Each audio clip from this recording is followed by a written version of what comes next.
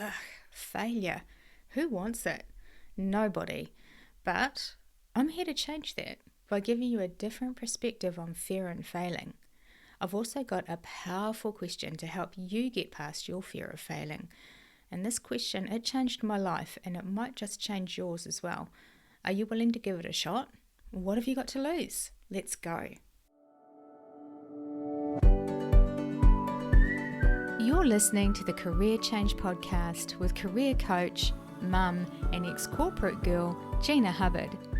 This is a no BS discussion about everything to do with your career, including how to make those hours at work happier, easier, and more fulfilling so that you can get on with living the life that you want. So, let's get going. Hello, and welcome to the Career Change Podcast. I hope you're having an amazing day and getting up to a lot of mischief and shenanigans and having a lot of fun. It is the most spectacular autumn weather here where I'm from, and the weekend has just been amazing so far. But I've taken a break from the beautiful autumn sunshine to record this for you because this is an important one. So today we're going to talk about failure, and I'm going to do my best to convince you to not only fail regularly, but to actually go out and look for ways to fail. I want you to start planning your failures and looking forward to them. It sounds crazy, right? Yeah, it does. But in this crazy world that we live in, if you look close enough to the people who have amazing success in any area of their lives, they've built it on a mountain of failures. You just don't see it. But I don't want to get ahead of myself. Let's start at the beginning. Let's start with fear. Because we fear failure, right? They go hand in hand. So the other day I heard a really great quote from a guy called Erwin McManus, and it goes like this. Fear establishes the boundaries of our freedom. So whatever you're afraid of, that becomes your limitation. If you're afraid of heights, you stay low. If you're afraid of people, you stay alone. If you're afraid of failure, you stay safe. And when you realize that fear establishes the boundaries of your freedom, the moment you press through those fears, you have unlimited freedom. Wow, right? That quote just hits low and hard for me. It's such a great quote, such great words. So let's keep that in the back of our minds as we explore fear and failure today. Now, fear is an emotion, okay? It's a feeling. Emotion and feelings are the same things. And the physical vibration we feel in our bodies when we feel fear can be extremely, extremely uncomfortable for us. We don't like feeling it. So we stop what we're doing or what we're thinking so that the feeling of fear goes away and we feel comfortable again.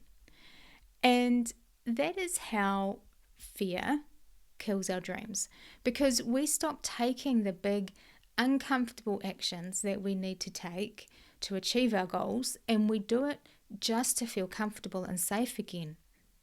Because that's what feels good, right? And that's what our nervous system is designed to do. So we fear failing because it feels very dangerous to us.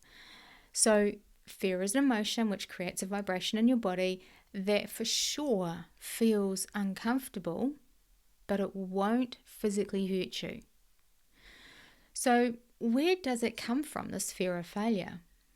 Well, we know from learning to walk and other things that we did as kids, even if we don't remember it, that some failure does physically hurt, right? So it's healthy and normal to have a fear of physically hurting ourselves, and we want to keep that intact, right? We don't want to walk around physically hurting ourselves all the time. So that fear is a good thing. But we're also taught to fear failing in other ways that isn't physically harmful to us, and this is where we can get stuck, right? So in school, especially, we are taught that passing or to pass is good and to fail is bad, right? In fact, you can't progress through school if you fail. If you fail, you're missing something. There is something deficient about you. You don't make the grade, you don't understand, you don't get it. So not failing in school is called passing or achieving, and that's celebrated. You are rewarded for passing your subjects and achieving certifications and qualifications, and that provides a dopamine hit in our brains, which our bodies love, right? We are creatures that crave feeling good, and dopamine definitely gives us that. And the whole school framework is structured around a pass or fail system. Okay, I'm not knocking it. It has to be like that. There has to be a way. So the fear of failing is indoctrinated, though, into us at a very young age through this system. And we take that with us into our adult lives, where it then just kills our dreams and destroys our goals. Because that isn't the way that life works beyond school. Outside of school, we have to try new things. We have to fail and fall down. We have to be rejected and not make the team and not get the job or promotion. And we have to learn how to get back up and keep going. So what does failure mean? Well, as usual, I went to the Googles to get the definition of failure so that you and I are on the same page, right? And this is what came up when I Googled failure. Failure is the social concept of not meeting a desirable or intended objective, and is usually viewed as the opposite of success. The criteria for failure depends on context and may be relative to a particular observer or belief system. Okay, I'm going to repeat that again now because I really want you to hear it and come back to me if you're multitasking, because this is important. Failure is the social concept of not meeting a desirable or intended objective, and is usually viewed as the opposite of success. The criteria for failure depends on context and may be relative to a particular observer or belief system. So, wow, there is a lot in that definition that I'm going to unpack. And the first that I'm going to unpack is the words failure is the social concept. You see, here is the truth about failure. Should you wish it, there can be no such thing. You can actually decide. Failure is a label that we give a result or outcome that we don't want or we don't expect. It's a social concept, something that humans have made up. That's what social concept means. It's something that we've made up in our heads. That is all. That's it. And you get to decide what is a failure and what isn't. The next part I want to unpack is failure is viewed as the opposite of success. Okay, so let's think about that.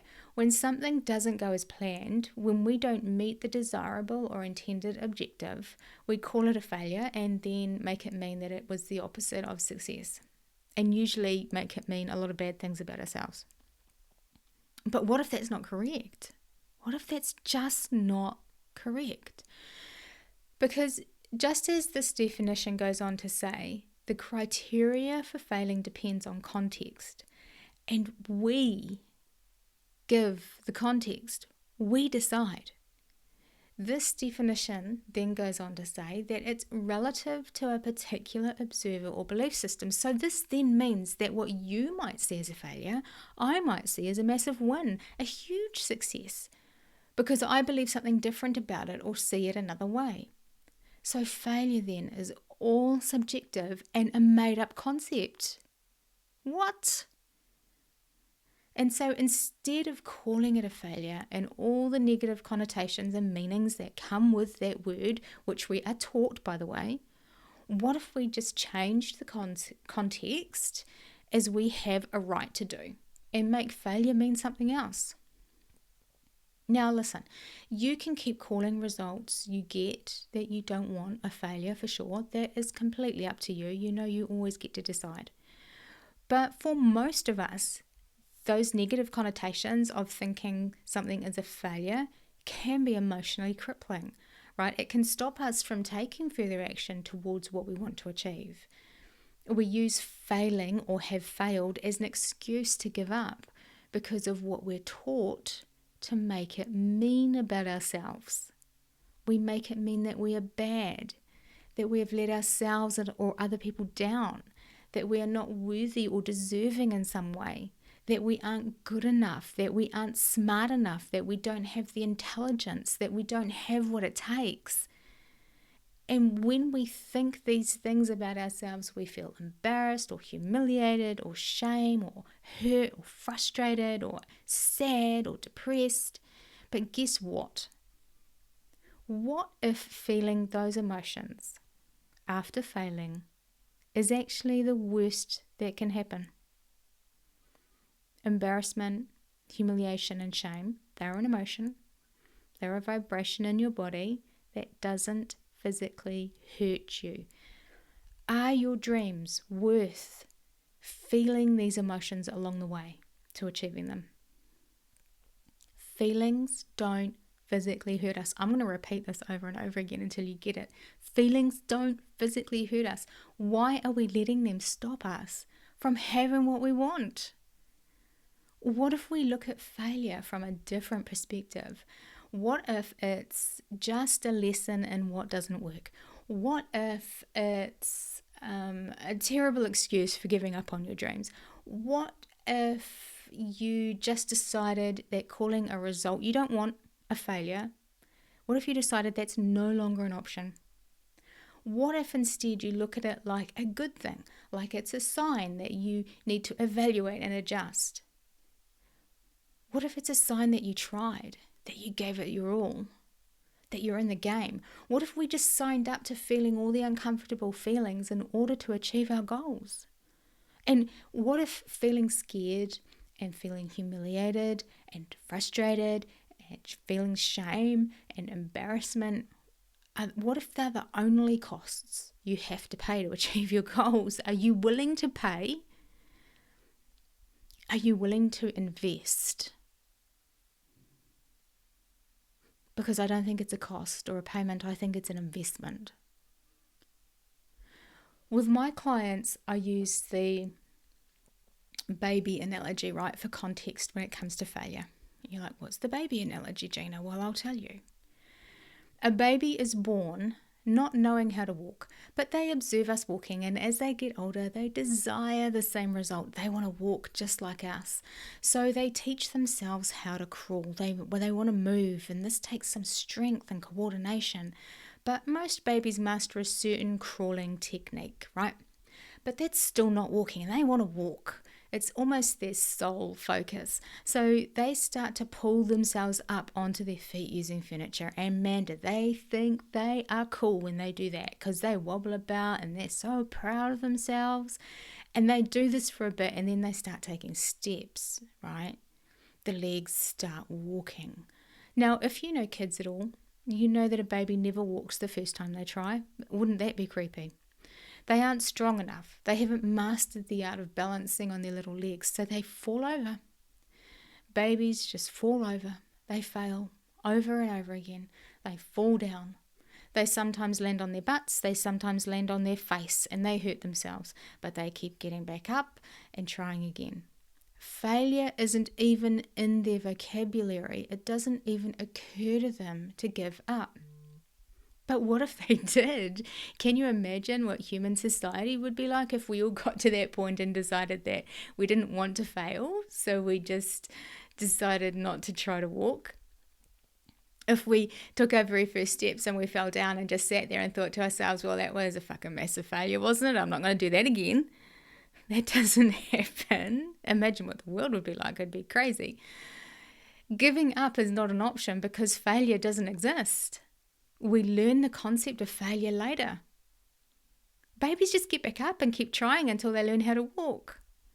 But they don't let all the times they fall down stop them from reaching their goal. In fact, every single time they fall down, they only get stronger. They learn what doesn't work, right? And they learn the next time they try, you can see them adjust and try something else. It's usually balance. It's incredible. Babies learning to walk are amazing.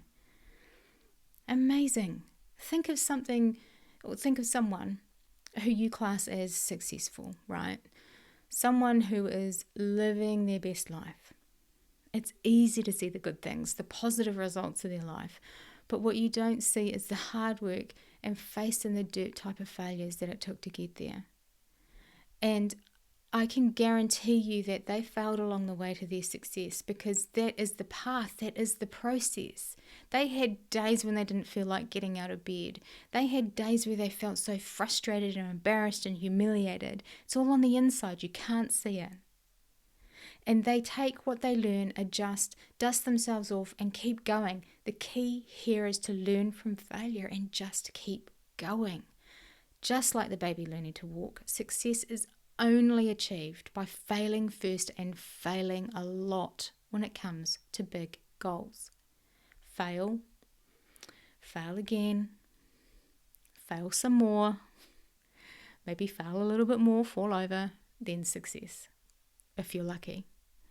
So instead of running away from failure, then shouldn't we be running towards it? Shouldn't we be like racking up the most fails that we can to help us reach our goals? Shouldn't we be looking at each fail and giving it a different context? What if each fail was progress? Like, what if from each fail we learned what didn't work? What if we took these as signs and adjusted and tried something new and kept going? Now, a good time here is just to clarify that there are two different types of failure. And I think now's a good time to explain the difference between them, because they are important. The first type of failure is the one I do want you to avoid at all costs, and it's when you fail ahead of time. And I think this is true failure in the most negative sense of the word. It's when you have a goal that you want to achieve and you don't even try to reach it. You don't even get off the couch. You don't step into the arena and fight. You sit on the sidelines whining and complaining. That is failing ahead of time. It's allowing your fear to talk you out of even trying, and that is not cool. Don't do that to yourself. The second type of failure is what I want you to start looking forward to. It's just like the baby. It's you putting yourself in harm's way, taking the steps, doing the things, and you not getting the desirable or intended outcome. It's when you take big action towards your goals and you don't succeed. So you have to retreat to the locker room and bandage up your wounds and, I don't know, drink a Red Bull and go back out to fight, right? It's when you spend a day in your office evaluating what went wrong, what you learned, deciding what you're going to do differently, and then getting back to work. Those are the failures that I don't believe deserve to be called failures, because they are stepping stones to success. They are the path to success. They are a part of the journey. They are opportunities to grow and learn and adjust your behavior or technique. We have to do that. We have to grow and learn and do something different to have something different in our lives. These failures are invaluable and imperative to your success. So you should be planning to encounter as many of them as you possibly can so that you can reach your goal faster. Imagine that. What would you do if you knew you couldn't fail? What would you do if you knew you couldn't fail? I know that this question is difficult to answer because our brains are so hardwired to think about failing. But I want you to take some time to think about what that could be. Remove the failure. Your brain is going to want to keep going there. Don't let it. Look beyond the idea of failure, the concept of failure, the made-up concept of failure, to see what is possible for you if you weren't afraid to fail. I love this question. A friend asked me this over coffee, I'm going to show my age here, over 25 years ago, and I remember the moment clearly, right? It took me a little while to answer as I struggled to remove failure from the equation. But when I did get past failure, I could see 3 things that I really wanted to do. And just taking the time to answer this question, it opened up all the possibilities that maybe, just maybe, I could do it. Where before these dreams that I thought were just that, something that was out there and not for me, unachievable. And I'd be lying if I didn't say that my brain tried to talk me out of it and tried to tell me that I'd never achieve it, that I couldn't do it. It kept trying to tell me that I would fail, so there's no point in trying. Don't you hate that about our brains, how they like to make us fail ahead of time by not even trying? But here's the thing, that's our brain's job. It's there to keep us safe and away from danger and harm, and doing new things is dangerous to our brains. So these thoughts are normal and are always going to come up. You can't shut your primitive brain up, and you don't want to. Remember, it has an important job to do, and it does need to stop you from walking out in front of a bus. But you can't let it stop you from going after your dreams and goals. Remember, it's only an uncomfortable vibration in your body. It doesn't hurt you to feel the emotion of fear of failing. So anyway, I took failing out of it, right? I focused my brain and refused to hear the thoughts about failure. And my brain exploded with possibilities. And I would love to say that my life changed instantly and I immediately started work on my big impossible goals. But I have a human brain like yours, and it registers change as dangerous, and that is why change is so hard, right? But I can tell you this. Just that spark, that shift in the belief from it's not possible to maybe it's possible, did change my life. Not right away, but I started to see things differently, and I started to question my thoughts about failure. I started taking small steps, and I kept going because I was starting to believe that maybe it was possible, and I wasn't giving up on that. And I achieved all 3 of those goals, and that wouldn't have happened if I hadn't asked and answered that powerful question. So ask yourself this question if you dare. It might take a little while to get an answer, and that's okay. If you're struggling with it, why don't you ask or tell your brain when you're thinking about it, just say, look, no, it's okay. We're just playing here. We're just playing. We're not actually going to do these things. We're just playing around. We're just imagining. That might help get you past the fear of failure. Your brain will give you lots of reasons why it's not possible, or try to insert failure. Don't resist. These thoughts just come up, let them go. Okay, brain, I hear you, but what would this look like if I didn't fail? Well, let's just play. When you think about your big goal and it feels scary, then it means that it's something big just for you, and that's a really, really good thing. This is the hardest part of any change that you want to make. Realizing and accepting that fear is always going to be there. It's coming along for the ride, let me tell you. But you just can't let it drive the car. It gets to sit in the back seat. Your job is to drive, keep looking forward, keep your foot on the accelerator. Feeling scared isn't a sign to stop. It's a sign to keep going. If you can dream it, then you can do it. You can have it, and I know you can do it. Because if I've done it, then you can too, because I'm not a special snowflake. Start by getting to know who you are and what you truly want, and ask yourself, what am I not doing because I'm afraid to fail? How much is the fear of failing restricting my freedom?